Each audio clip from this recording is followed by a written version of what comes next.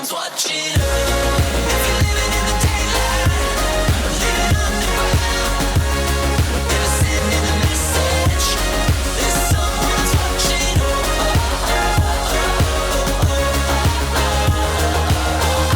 care if someone's watching. It's time to build the best value RTX 3060 Ti gaming PC build I could put together for around about $950. In this build, I'm going to be taking you over all the parts I selected and why, the build process from start to finish before booting this machine up to see exactly how it performs in a load of the most popular AAA titles. Without any further ado though, let's dive into it. After a quick word from today's video sponsor. Corsair's new IQ 5000X chassis puts your system on display front and center, with 3 RGB fans up front, great water cooling support, and even room for a 360mm rad beside the motherboard tray. Stacks of cable management room and a door at the back to keep drives and cables tidy makes it easy for you to put your system, not your cables, front and center. It's also available in a mesh airflow variant, and you can learn more at the links below. As always, I'm going to kick today's build off by installing as many components into the motherboard as possible. This is one of Gigabyte's cheapest and best value B450 boards, and not only supports Ryzen 3000 but also Ryzen 5000 as well, just like B550. Inside the box you get an I/O shield, we'll use that a little bit later, as well as the motherboard itself. We're going to install our CPU choice today, AMD's Ryzen 5 3600, into the motherboard. Align up the gold triangle on the processor with the corresponding triangle on the motherboard socket, pull up the CPU retention arm, and then very simply drop the chip nicely into place. Pop the arm back down and we're good to go. This 6-core 12-thread chip can be overclocked to get it close to the 3600X and is much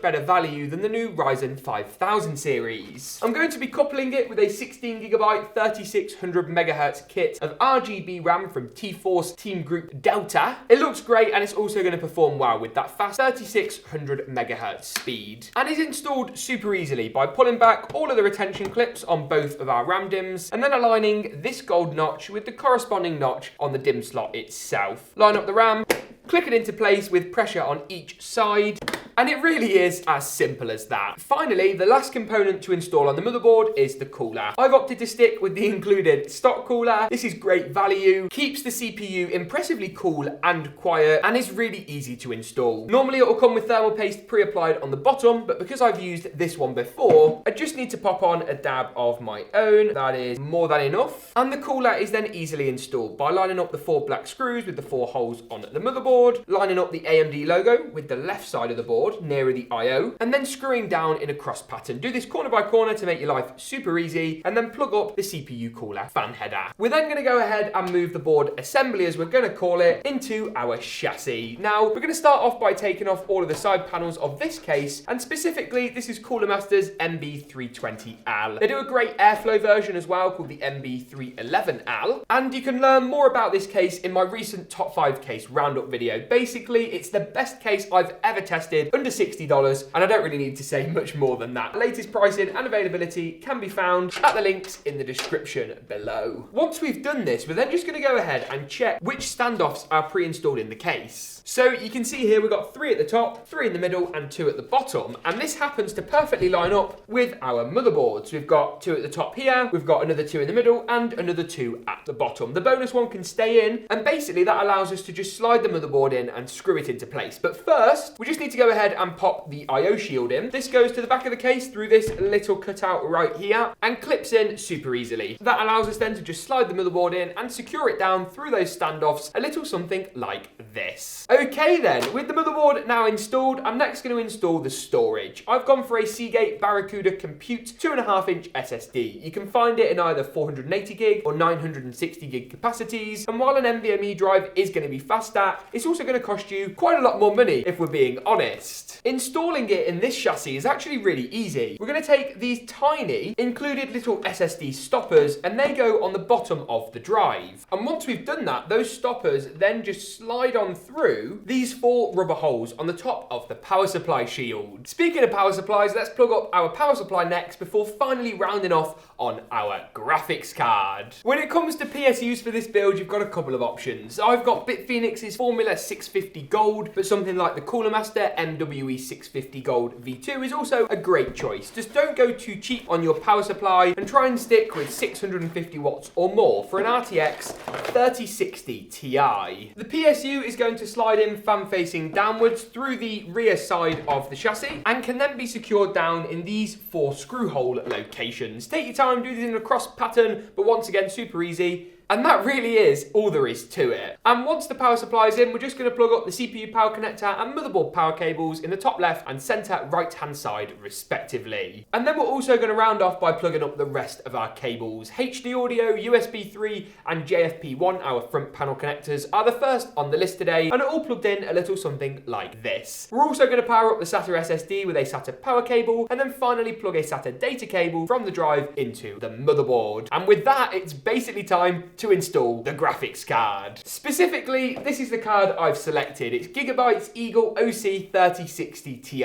It's got an RRP $10 above the Founders 3060 Ti, but has a slightly higher boost clock speed, which gives us a little bit more performance and also has quite a nice cooler. Now, I know GPU stock is really difficult at the moment, and I know that me being here going, oh, here's a whole build for the price of like a 3090 on eBay is a bit, it's a difficult one, right? But these cards are great. There's a reason they're selling out, aside from crypto, and that's because they are fantastic cards. They perform so well. At RRP, they're such amazing value, though. For up-to-date pricing on everything I talk about today, please find the links down in the description below. Installing the GPU is pretty easy. Line up the notch on GPU, this one just about here, and then push back the notch on the PCIe slot of your motherboard. Make sure you've removed the slot covers at the back of the case. These ones have already been taken out because we've used this case in a few builds previously. The GPU is then going to slot very nicely into the chassis with a satisfying click sound. You then want to secure the GPU in with this screw, a little something like this, and then finally remember to give it GPU power to make sure the graphics card is powered up and ready to go. On that note though, that pretty much wraps it up for the entire build process. Let's boot it up and see how it performs in a load of the most popular and latest AAA titles, but first, how good it looks when it's all powered up. And there's only one way to do that,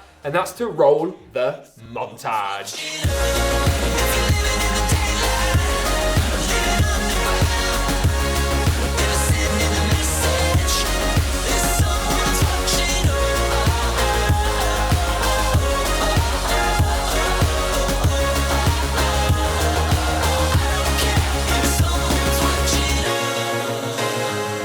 Alright then, now we've seen just how good this system looks when it's all powered up and gone through the build process, let's take a dive and see exactly how it performs. On your screen now is a snapshot view with all of our different gaming benchmark results in around 15 of the latest and the most popular AAA titles. If you'd like to see the full unedited benchmark runs of every single game today, all 15, then check out the playlist in the card section now. And make sure to get subscribed to our new YouTube channel called Benched. But now let's take a look at 6 of these titles in a little bit more detail and see really how good this system looks at those high frame rates. The Grand Theft Auto 5 inbuilt benchmarking mode was the first test today. 1440p high settings gave us 105 FPS on average, with 95 and 82 frames per second for the 90 and 99th percentile results respectively. The next title we tested today is Watch Dogs Legions. First at 1440p very high settings with RTX on, and here we got 43, 41 and 39. Now James, these seem a bit low, and indeed they are. Drop down to 1080 and you're going to get better results with RTX enabled,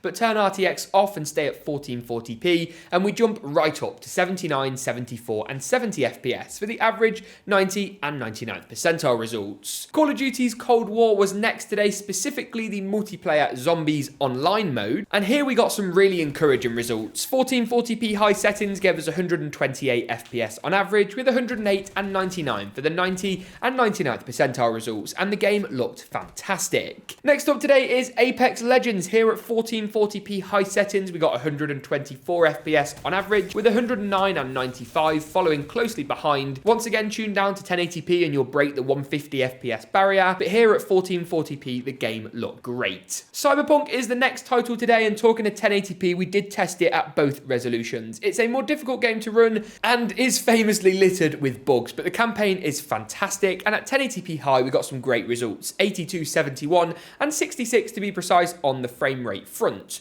Go up to 1440p with RTX, and here we do see a frame rate drop down to 68, 60 and 53, but to get 68 frames per second on average with RTX on at 1440p medium settings is a really great result here.